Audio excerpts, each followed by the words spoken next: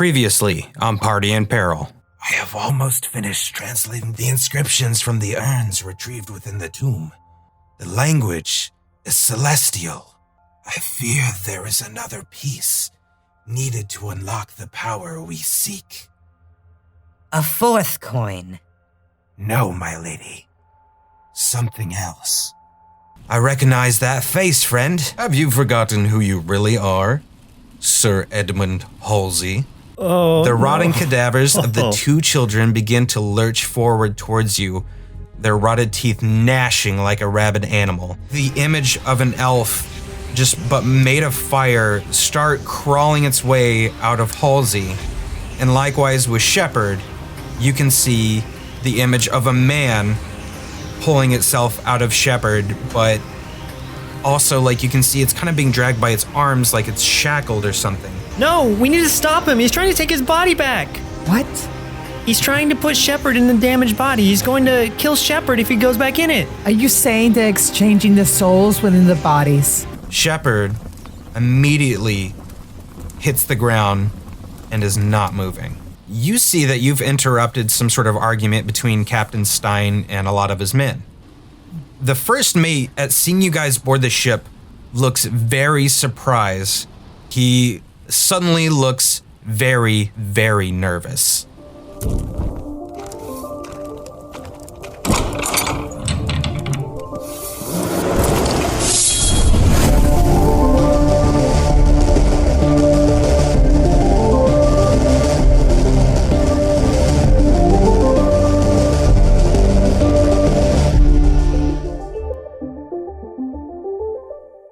And you guys are closest to Stein and the two with him. And you can tell Stein looks super pissed. And the first mate, like I said, looks very nervous, very surprised to see that you guys are there. Was this some kind of, what is it called? Mutiny, almost. It kind of looks like it could be something like that, maybe. Yeah. These suspicious crewmen. What have we walked up into? Stein kind of looks over his shoulder and sees you guys, and he's like, turns out that some of my men aren't who I thought they were, and have been in league with the hands of the Ecclesia, and whoever these blue-sashed bandits are. They're not very happy about our plan trying to hide these barrels. I mean, do we immediately go into battle again? How do we? I mean, that depends. What are you gonna do? It's you can sense this is a very delicate, tense situation right now. You've stumbled into. Mm-hmm. Right. Do we know what the captain is? What he's planning on doing? You really don't know. He just looks like he's kind of been caught off guard a little bit. But he's got a sword drawn. That was the captain talking just now, yes. right? Yeah, that was Captain Stein speaking to you. Yes. In fact, so the first mate, because he was surprised to see you guys come up there, and he sees, he looks over and sees Sheppard in particular, and sees that Sheppard might still be alive, and he looks behind him towards the Ecclesia, the hands and the blue sashes, and he says, "Take them." But an arrow slams into his outstretched hand as the half-elf that was behind Captain Stein next to you guys is quickly notching another arrow to his bow. And Captain Stein says, "That's just a reminder you're on my ship, and they are under my protection." And you see the blue sashes begin transforming into various animalistic forms as the first mate snaps off the shaft of the arrow that it's sunk into his hand where he was holding his sword. And he says, "Sorry, Captain, but I take my orders from someone else.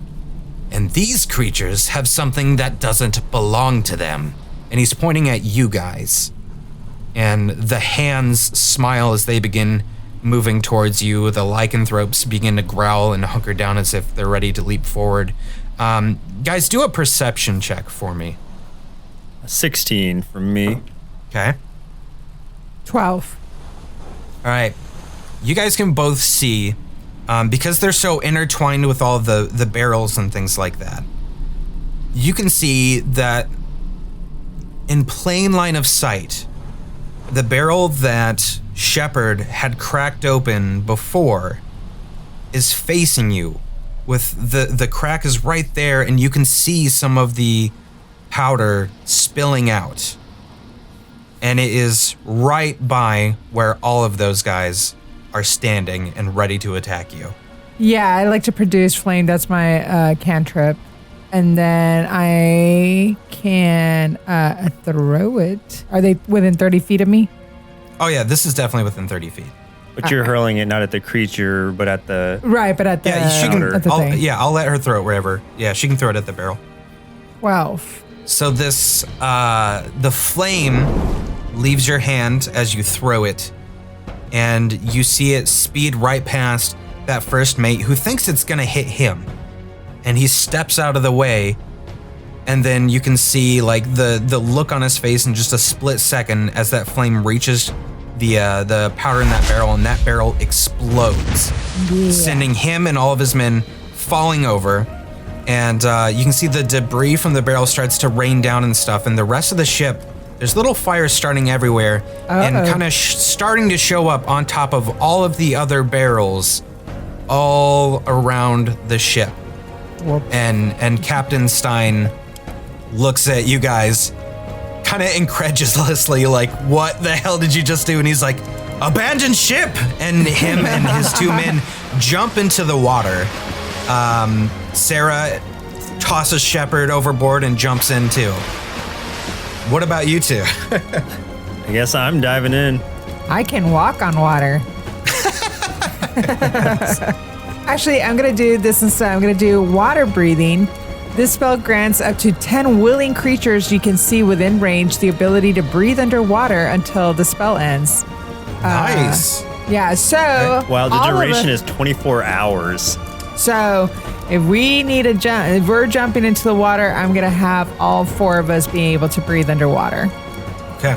In case we need to go into hiding or anything like that. Especially Right. Sheppard, because he's Yes. unconscious right now, I think, still. Yep.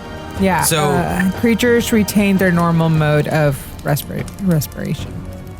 Cool. Okay. So I'm gonna choose us 4 and also the captain because he seems to be on our side. And the elf, the archer girl or whoever, but behind him, right? Yeah, there's like 2 of them. There's a halfling that was helping, and then the half elf was the archer. Cool. So Okay. they're It's a lot of halves. all right. I'm gonna let them breathe also. Okay. I'm gonna let you breathe. I'm gonna let you survive. Okay.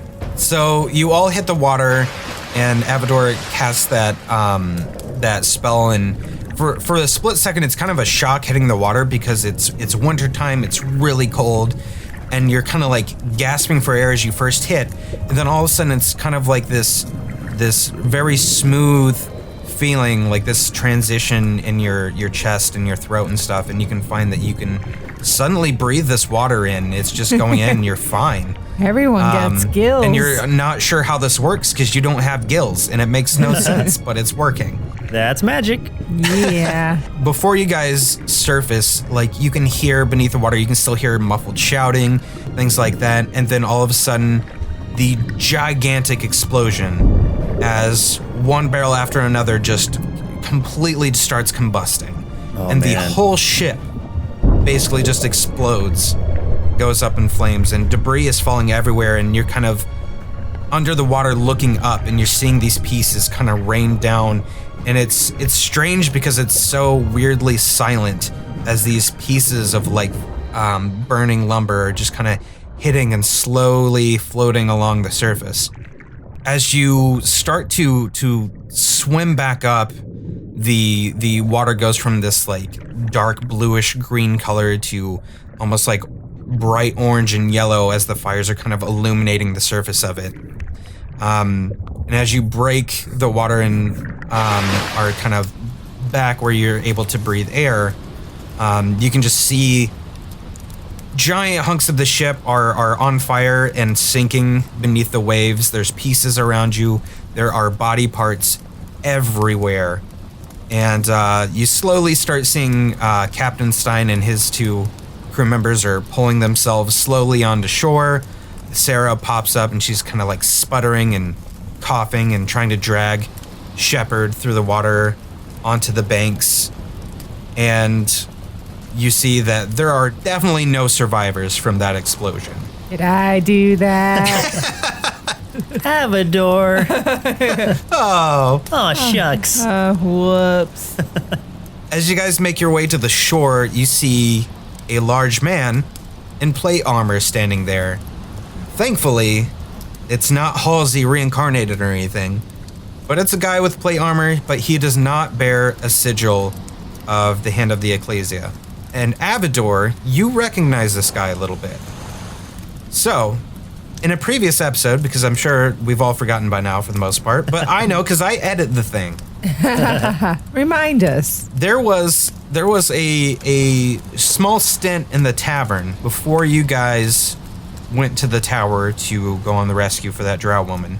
And you saw a man who was armored up, staring at Sarah as if he recognized her, and you were trying to say, hey, you know, there's this guy looking at us. Sarah didn't recognize the guy, and he ended up leaving before you guys got a better look at him. But you now recognize that this man is standing before you all as you surface. And he says, Quickly, we need to get you warmed up and hidden. Who are you? You've been following us. I thought I recognized this one there. and he points over at Sarah. From the wanted posters. She's wanted by the Ecclesia, as am I. So we are allies. How do I know that you're not trying to use her for a bounty and to get away with whatever it is that they're trying to get you? I have no need for money. But you all are freezing, and I have a place for you to warm up. I do not trust you. I don't think we have a choice right now. Sheppard needs help. Damn it, Sheppard. Even his unconscious, he's getting you into trouble. Sarah kind of looks a little baffled, like, I mean, I guess, I don't know. Captain Stein's like, whatever you can do to help us, we will take it.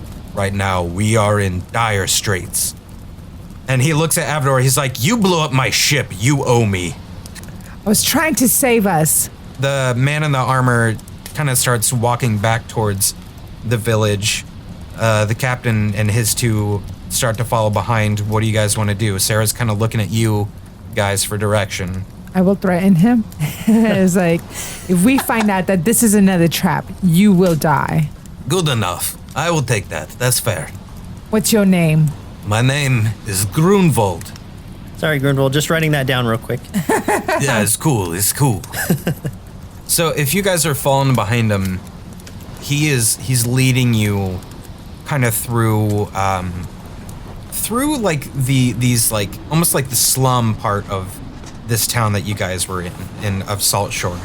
And he kind of takes like these back alleys and stuff, like sort of staying out of where lamps and torches are lit, so you guys aren't really being seen. And he ends up kind of like he took you guys on this weird path, but ends up right by the tavern where you guys were just several hours ago before all the craziness happened. But you're on the other side of it, and you can see there's almost like this offshoot of it that looks like something that was added on to it later. Like it's not as old as the tavern, but that's not saying much because it looks like garbage. Oh, they did And renovations. Very nice. He Yeah. pulls out this big iron ring with 2 keys on it, and he throws one key into the lock and unlocks his door and opens it and walks inside. And behind him is Captain Stein and the halfling and the half elf kind of follow him in, and he kind of looks and waves you guys to come inside. Does it look sketchy at all? Like as far as dark or anything? Is there a way that we can actually see if it's Sure. So peeking inside, you can see it's kind of like this old dilapidated kind of shack. It's just a singular room. It's a little wider than it is tall, though it doesn't really look like that from the outside. The outside makes it look like a lot smaller than it is on the inside. The walls are mostly made up of like this graying, kind of decayed wood and covered with lots of furs to try to prevent the warm air from escaping through any cracks and stuff in the wood. There's not a whole lot else to see in there. There's a couple cots. There's a few rugs on the floor. There's like this simple table with just 2 chairs. Is there a window at all that we could see from outside? There is no windows. It's just basically all walls in the store. There is a fireplace in the corner with a fire going. And it's just this kind of average looking little shack. The fireplace is stone. You can see that there is a pot, kind of like a big cauldron kind of thing in the fire. You don't know if there's anything in it at the moment, but he kind of walks over to the side of it, grabs a couple small logs and tosses it in to make the fire a little bit bigger. All right. I suppose we should walk in. Maybe Sheppard can rest and start to heal. If Sarah, you still have my herbalism kit. I don't know if anything I have there can help. I'll do what I can with it. That's for sure. Yeah, let's get him inside. It's starting to get real heavy. Okay. You guys walk inside, kind of dragging Sheppard along, and you kind of lay him down on a fur, like a skin rug right in front of where the fire is and stuff, and everyone else is kind of huddled around it. And the man says, I know it might be uncomfortable, but you might want to slip out of those wet rags and huddle by the fire before you catch winter sickness. Grunwald, why are you so concerned with us? That is a bit of a story. I mean, if you have the time, which it looks like you do, I can explain. But first, let me at least get you some food and drink from the tavern. You can string up your clothes over in the corner to dry if you want to, otherwise you're going to be cold for a very long time. Captain Stein and his crew immediately they're unclothing themselves. Those 3 are just stark naked, and he throws a couple blankets and skins and stuff over, and they're just kind of like wrapping furs around themselves and kind of huddling next to that fire. He looks at Sarah. Sarah looks mortified. Like she's like she has never taken anything off in front of anybody, and like you can see it plainly on her face, like she would rather probably die. But she's like looking around, and like you can see that she's like shivering big time. Like she is so cold right now. I'm like trying to figure out how I can help her. Maybe give her more heat or more flame to where she's at, so she doesn't have to just be around the same fireplace where they are. Well, can't you conjure flame? I can conjure flame. Trying to think if there's something else. I know I have like spells where like a willing creature can la da da. Well, as you guys are doing this, so Grunwald, he kind of just looks at you guys and he's like, I will be right back with food and drink. You guys get cozy. Good time. and he gives you a thumbs up and walks out the door. So I guess Sarah and I set Sheppard down, try as comfortably as possible. Like, is there like any kind of, are we just sitting him right on the floor? Is there some kind of platform or seating we can kind of lay him down on? There's 2 cots kind of like in the corner, but they're away from like where the fire is. But there is like a big like bearskin rug kind of like right in front of the fireplace. There's a few other skins around too, but we'll lay him sexily across the bearskin rug. Sexily? He would approve of this. He would be very happy, yes. We'll just lay him down on the bearskin rug and try to, modestly strip him from strip the wet clothing from him and just have him as close to the fire as possible. I kind of sit down, kind of cross-legged by him just to kind of make sure he's still breathing, make sure he's alive, all that. All right. So you've got a butt-naked Sheppard just sexily posed on this rug, completely passed out. We have his arm like propping his head up in a very Burt Reynolds style. Yeah, the Burt Reynolds pose. I love it. He would be so proud of you. I know. If we could take photos, I would. Sarah's like looking at you like, Jack, is it really necessary to do that with him? It was his last request before he passed out. I don't remember him saying anything, but I mean, you do know him the best, so He said it to me. I will He said it to concede. me. Yeah, don't worry about it. Sarah's like continually shivering, just kind of looking at the fire, looking at the ones huddled in the skins and stuff like that, and she's like, you can tell she's trying to figure out what she wants to do. Is there underwear in this world, like undergarments? Some people have undergarments. I wouldn't say everybody does. I'd say people that have enough money probably do. Like people that are like squalid, living really poor, they probably don't bother with it because that's just more stuff they'd have to buy. When you guys got me that like fancy getup, did you also buy me fancy underwear with that? You had super silky heart boxers. Perfect. Just real silky smooth. And I loved them, so I've still had them on this whole time. So I just stripped down to just my heart boxers, my silky heart boxers. Yeah, and they dry pretty quick, like that material. So like Perfect. you're probably doing okay. Yeah, I'm doing good. So I'm kind of curious. I've got a spell that's control water. Okay. Am I able to just kind of suck the moisture in the water off the garments entirely and just kind of like get it completely out so they become dry? Yeah, it says until the spell ends, you control any freestanding water inside an area you choose that is a cube up to 100 feet on a side. I would say normally no, but what I'm going to do is I'm going to let you roll something and then I'll let that decide. So I'm going to just have you roll a d20. If you get, I'm going to make it a 15. If you get 15 or more, we'll let you do that. Okay, that'd be cool. Heart of the cards. Here he goes.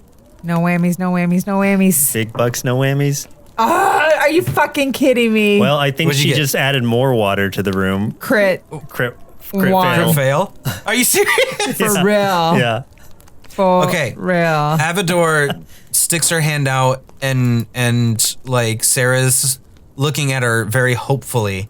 Like, oh, I've seen her do nature magic. She's gonna help me. And all of a sudden, like the water on Sarah starts like icing over and she's getting even colder. I'm gonna roll for hypothermia real quick. Oh no. That's what crit fails do.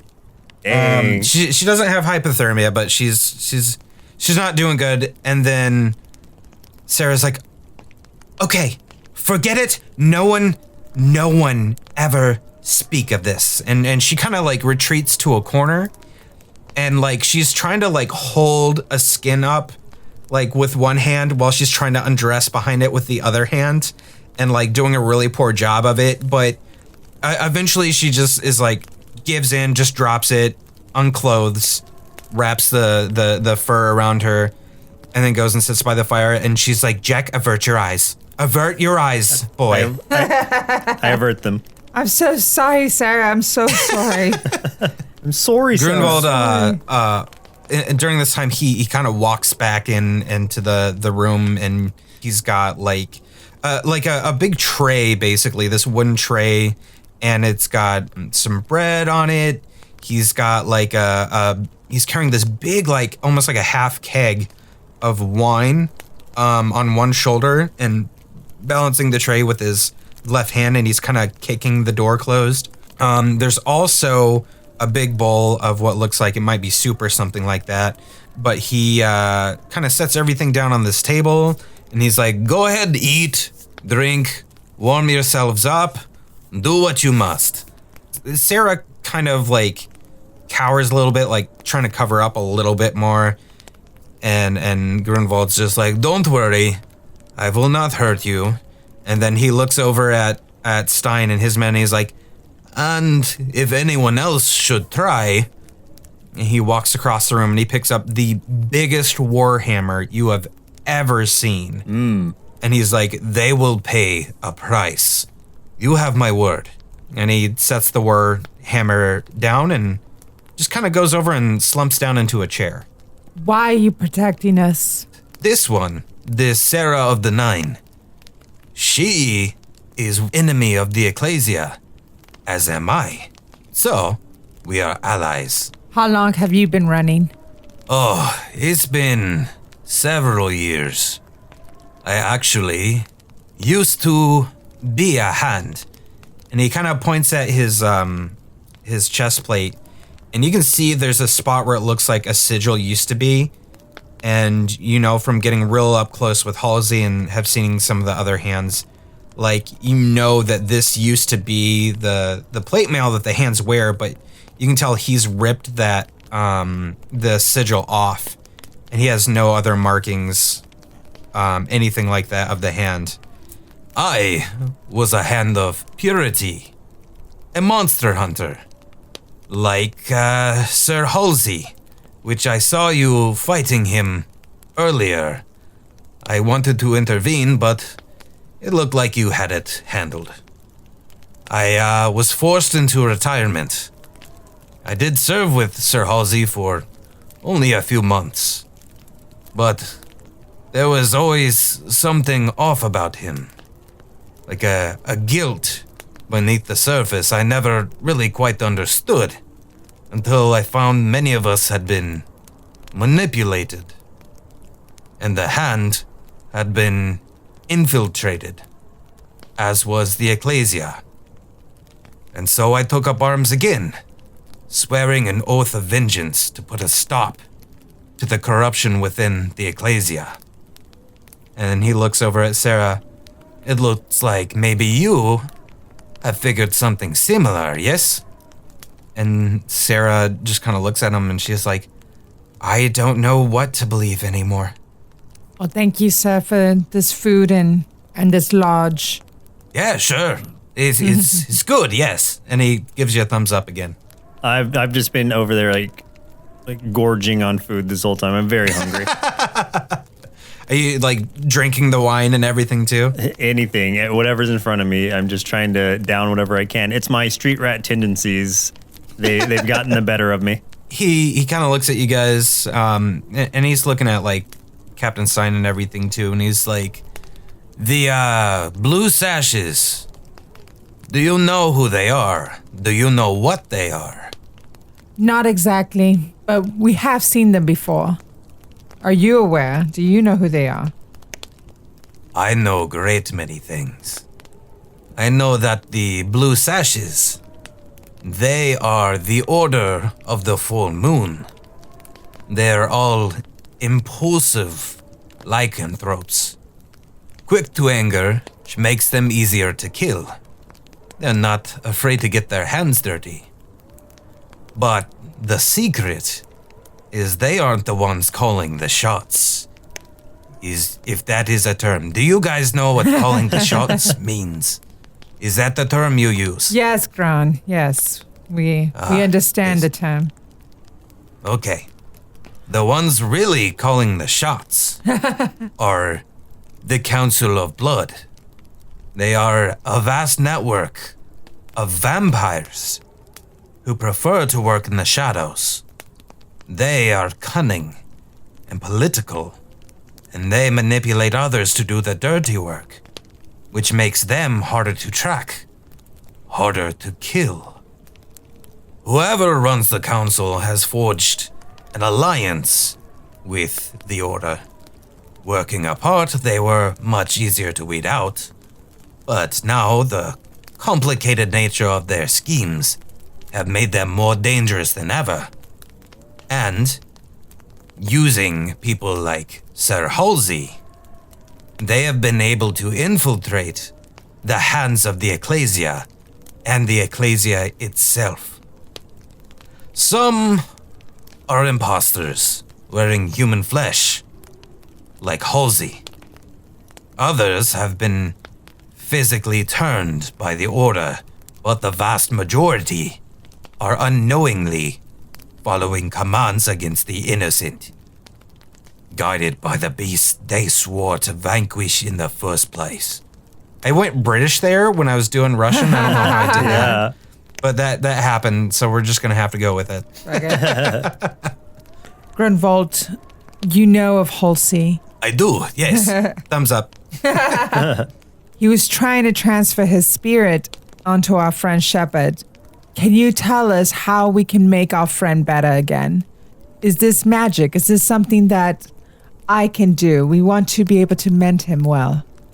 He kind of walks over and kneels next to Sheppard's body, and he's kind of looking him over a little bit. And then he looks over at you guys and he's like, Who posed him so sexily on my floor? I do a stealth roll. he just looks around and he's just like, ugh.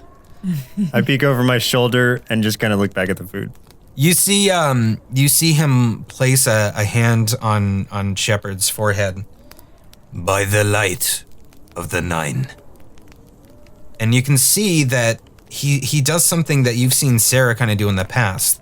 Like this kind of golden glow from his hand, and it kind of spreads through Sheppard's body, and you can see some of like that shoulder that basically got crushed earlier kind of pops back into place and stuff like that, and certain cuts and things start to mend and stitch themselves back together, just leaving hints of scars behind.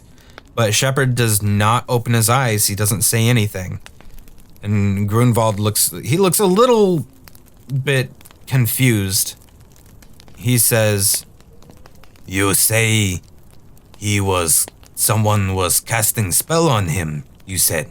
What did it look like? Whatever it was that he was doing, he was speaking in a language that I am unfamiliar with, and both souls seemed to come out of their bodies, and Jack here, he warned us that they were trying to maneuver across from each other. They were trying to exchange It was bodies. like they were transferring bodies. He kind of looks down at Sheppard again, like kind of pops in, like one of his eyelids back, kind of looks in a little bit, and he's like, I have healed his physical body, but if his soul is injured, that is not the kind of magic I know how to do.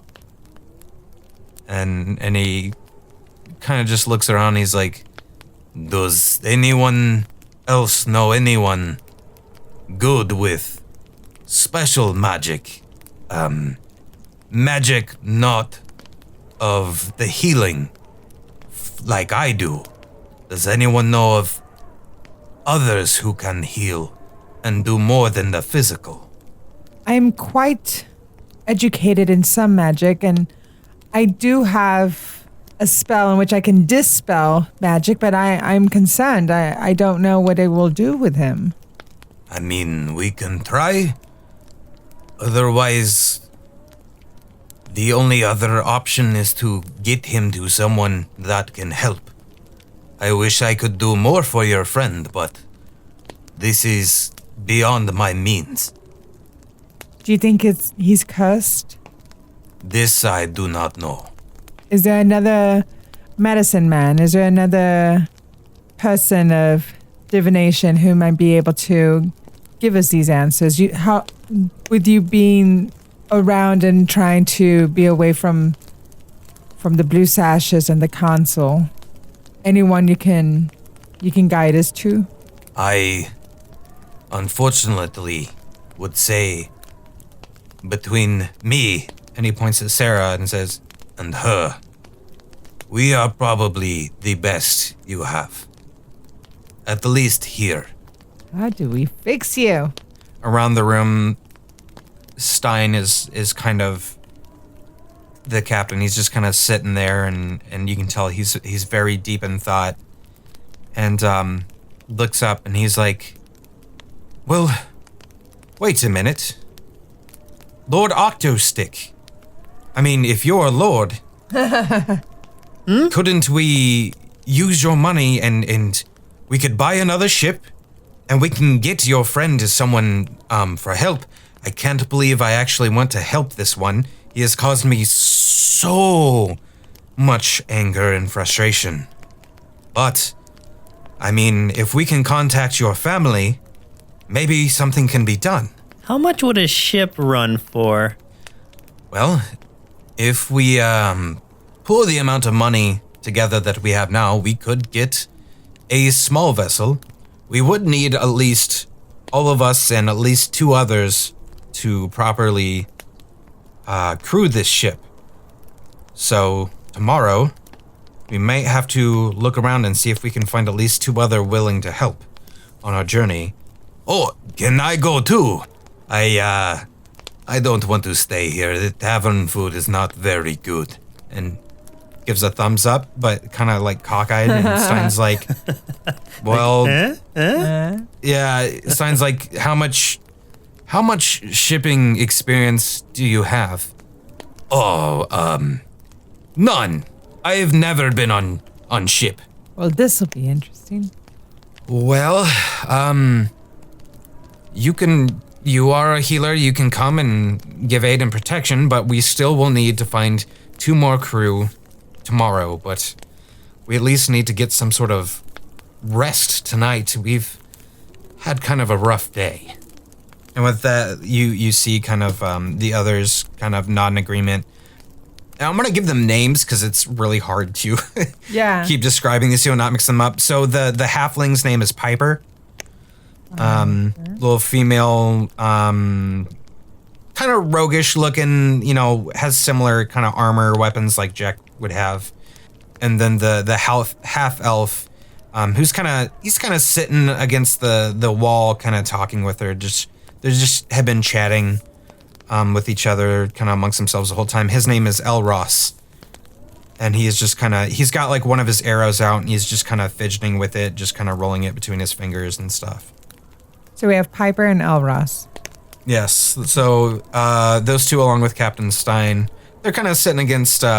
They've warmed up a little bit. They're not like directly in front of the fire. They're kind of like off to the side of it now, just kind of leaning against the wall there. And Stein's looking a little surly, but mainly just kind of thinking about what he's gonna have to do to find some crew members tomorrow and stuff like that. And if hopefully that there is a ship of the size he's thinking of that you guys could afford if you pool the money. Okay. I'm gonna just kind of walk over and be like, Captain Stein, I'm gonna come clean with you. I do not come from riches. In fact, it's exactly the opposite. My name is not Jekyll's Octostick. It is Jack, though. I'm not very creative. I'm sorry. But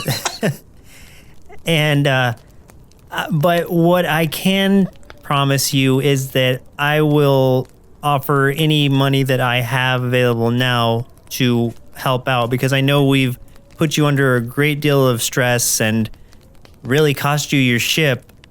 So you're helping us, so the least we could do is help you in return.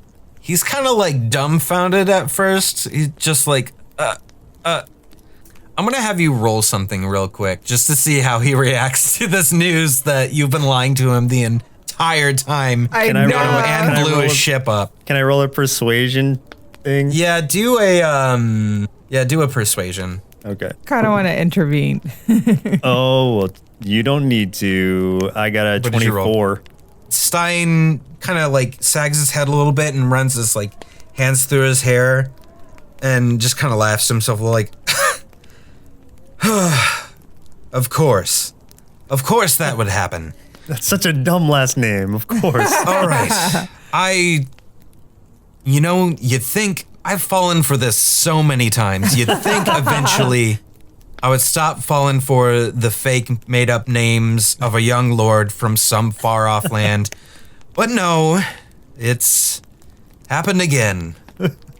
Anyway, well, fool me once, shame on you. Fool me 375 times.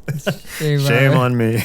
Yeah, you would think after the 8th time I would have figured it out. But Jack, you said it was Jack? Yep. Jack. Thank you for at least coming clean with me. Yes, I will welcome your aid. And I did make a promise when we first started out that I would at least see you all to Pondalus. Now, given the circumstances, I don't know if that's where you would still want to go, but I will take you at least that far. And then he looks a little ashamed, and he says, well, if we're being truthful with everyone, there's something that I should come clean about as well. Before we left, and the reason we left early, it was always the plan to take the shipment of barrels to Pondalus. But then a messenger from Pondalus came to me and gave me something else and told me that we needed to get it to Pondalus faster. It was a small pouch, and I was told not to look in it, and I didn't. But I hid it in my desk drawer. It was mentioned by my first mate before he betrayed me. He wanted to know where the key was. I can only imagine that there was a key in that pouch. But several nights ago, that key went missing. I don't know what happened with it. All I know is it was there, and then it wasn't. Of course, I do remember a rather large rat being in my cabin that night. I don't think a rat would be able to break into a locked cabinet and remove it, but with everything else weird that's been happening with us, that's the only thing I can think of, but that rat and the key is probably long gone with the rest of the ship. You see my face is just twitching some and I'm sweating a little bit, but I'm not saying anything yet. Wait, what was that key for again? Refresh my memory. You have no idea, but you guys We have it. got that key out of his desk drawer. It smelled like the man from Pondalus that you guys had known that he had spoken to, and you took it back to your cabinet, and it's been on your person ever since. Would you like to make another confession? Since we're still coming clean. Well, now I'm kind of on the spot. So, Captain, confession number 2. Oh my God. Not only was I not a rich noble, but I am also a were-rat. But I'm a good one. So I don't mean anybody any harm. I took your key. Sorry. I do still have the key on me. I took it. I'm sorry. I'm coming clean. I'm going to give the key back to you. Well, we know what it's for. Do you know what it's for? I have no idea. And he's just like, you can tell he's like kind of trying to mask his rage and anger right now. He's like talking through his gritted teeth. You can, over in the corner, you can see Sarah just face palming right now. Like, oh my God. Like, I can't believe we let things get this far. Grunwald just doesn't know what's going on, but he's very happy. He's just very entertained, and he's got his arms crossed, and he's just got this big grin on his face. Like, I don't know what's going on, but I like it. Everyone's talking. I feel good about myself because I helped. Just throwing thumbs up back and forth. Yeah. He's just doing his thing. The captain's like,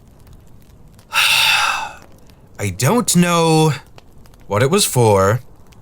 I just know that it was important enough to move our schedule up, and important enough that when I could not produce it, my first mate and the rest of my crew turned against me. And seemingly out of nowhere, the hands and the order, as we now know them, show up also demanding for the key. That is as much as I know. We're all in the same boat now. God, no, you burned my boat. Fuck. We're in no boat now. You know, maybe it's better we hold on to this key then. It sounds like there's a big target on whoever has it, and we don't want to put you in any more danger. It's true, Captain, and Jack speaks the truth this time, and he is This time. God, way to kick me when I'm down. But he is good at his trade. He's quite well diverse, and turning into a were-rat does have some benefits. In fact, should we need more more coin, I believe he might be able to come around the town and the city and scavenge some more coin should we become short. Is that what we're calling theft now? Scavenging? It's a nice way to say it. Yeah. The captain just kind of gets up, walks across the table, or across the room towards the table where the food is, and he says, "Fine. You hold on to the key for now. You are apparently better at holding on to it than I was. Tomorrow, we'll see what money we have. We will purchase a ship, and we will find enough crew to get us the hell out of here." And he picks up a piece of bread, and you can hear it crack as he breaks it apart and starts munching on it. I think it'd be kind of fun if, like, I had given the key back to him, and then we're talking to him, still convincing him to give it back to us, and he reaches down to give it back, but it's not even there. It's gone. And I just have it again. Yeah. You already stole it. I already took it back. Habit. I'm sorry. Sorry. Here it is. I got it. I just don't understand why it would be so sought after, that creatures and the hands, and it feels like everything is after this key, and after the lot of you as well. Actually, Piper, the little halfling lady across the room, kind of perks up at that, and she's like, "Oi, that's right. Why are they coming after you lot?" Well, we have been wanted for a while. Well, I'm not surprised about that. Any other confessions, then? I did hear from our new friend Grunwald, is it, over here? Grunwald? Grunwald! Yeah, yes, that. That at least Sarah has been wanted by the Ecclesia. So the rest of you also, I assume, and he looks down at Sheppard and he's like, "Definitely that one. There's no way he's not wanted by somebody for something stupid." Elros speaks up, the half-elf, and he says, "I do remember they said a man named Chirum would be retrieving it from you in Pondalus once you reach the city. Does anyone know of a Chirum?" And everyone's just kind of shaking their heads. Stein's like, "No, thank you for remembering that. I guess I forgot in the midst of my entire life being turned upside down and not being a captain of a ship any longer. But no, all I had was his name. That's all I know." Would it be possible for Avadore to do an Arcana check, maybe, to see what's going on with Sheppard? Or see if she knows anything about that? Yeah, go ahead and try to do an Arcana check. 13. No, you're not really sure what's going on with Sheppard, honestly. A few of the others start kind of like settling in, kind of wrapping cloaks around them. They've all gotten a little bit of food now. Grunwald starts taking his armor off and kind of looks over at Sheppard again and just kind of grunts. And he says, "Oh, it's too bad." And then gets into one of the cots and pulls a blanket over the top of him, and Grunwald's just kind of going to sleep. And it looks like some of the others are starting to drift off a little bit too. Sarah's wrapped herself in so many furs and blankets, it's kind of ridiculous. But she does not want any skin to be seen there. She's not that kind of girl. I'm still sitting on the floor near Sheppard, but I have my kind of knees up and my arms propped on them, and just kind of lay my head down on my arms.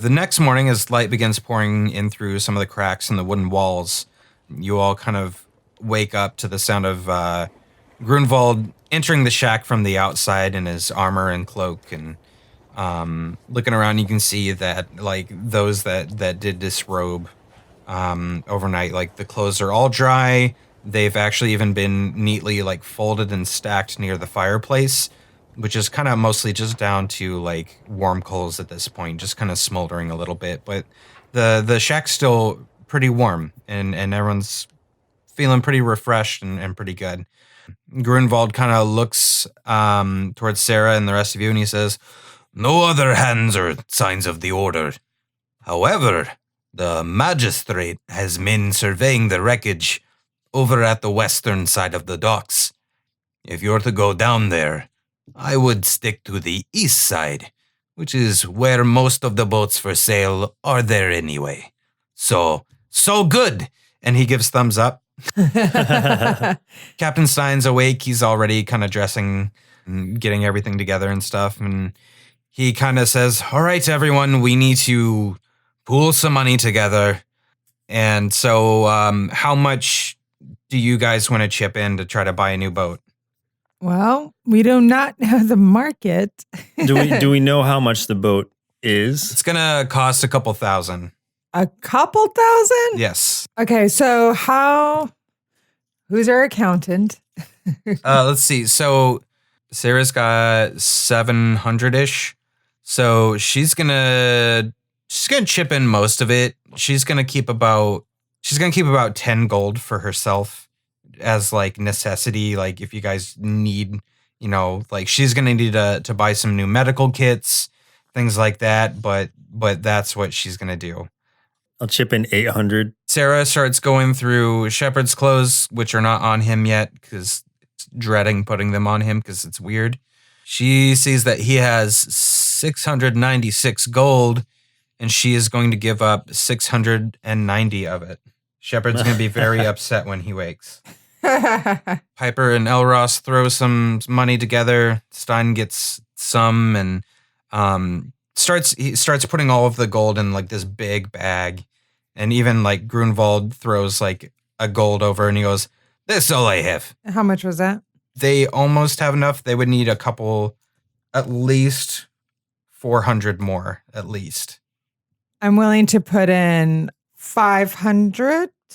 Oh, okay. Cool. Just in case. Sure. Taxes and all. So that will be enough to buy like a good size ship.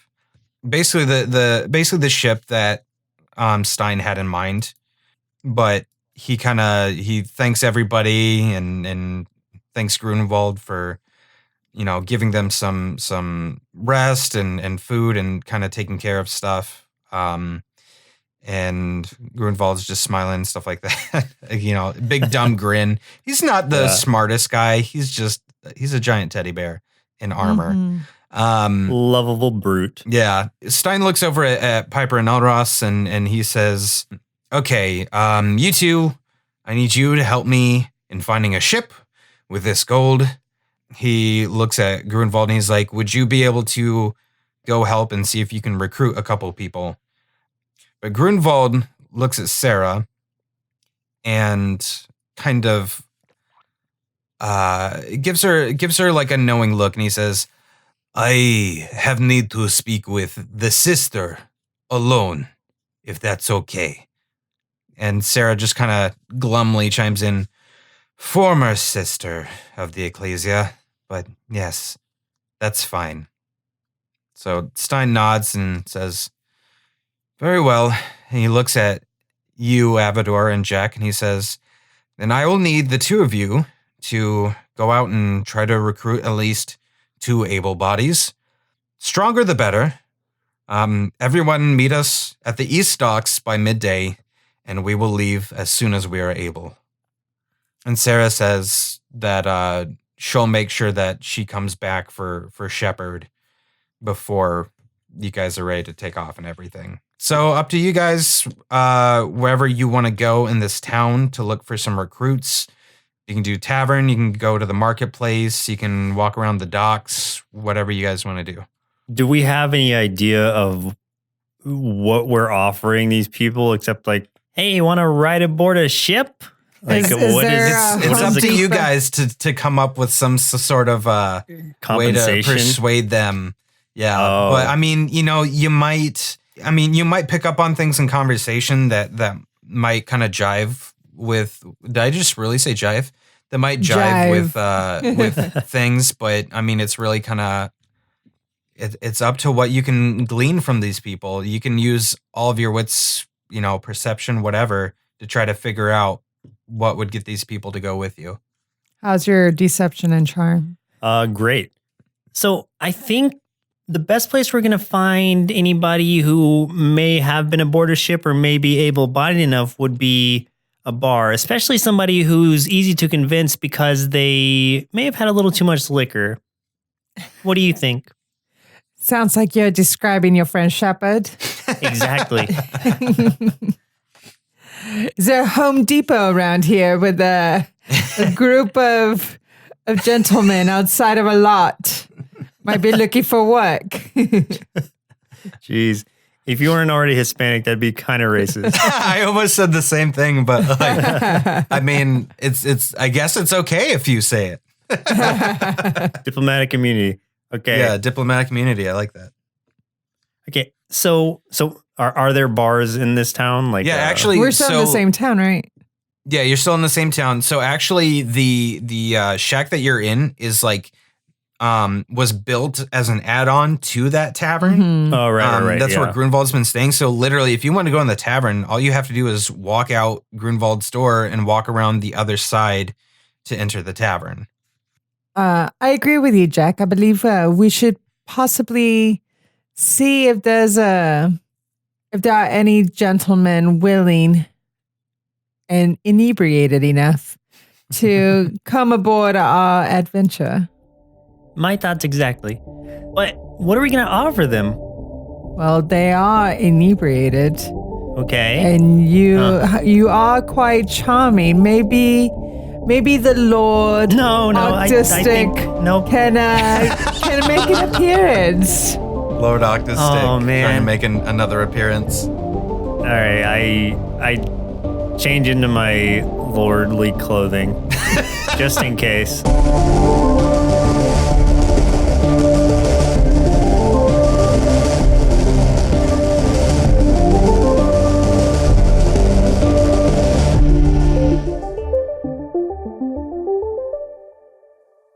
Thanks for listening to this episode of Party in Peril. If you liked this episode, please share it with your friends or digifriends on social media and use the hashtag NerdSloth so we can thank you for your support. Don't forget to like, comment, subscribe, give us a rating, all those things that can help out the show. It's like rolling a nat 20 every time. See you next episode. Presented by NerdSloth. A place for lazy nerds. If you like what you heard, consider donating at patreon.com/nerdsloth so we can continue bringing you quality shows. Be sure to also leave us a review and share your favorite episodes and clips on social media. If you're looking for more content, catch us on YouTube and Twitch or visit us at nerdsloth.com.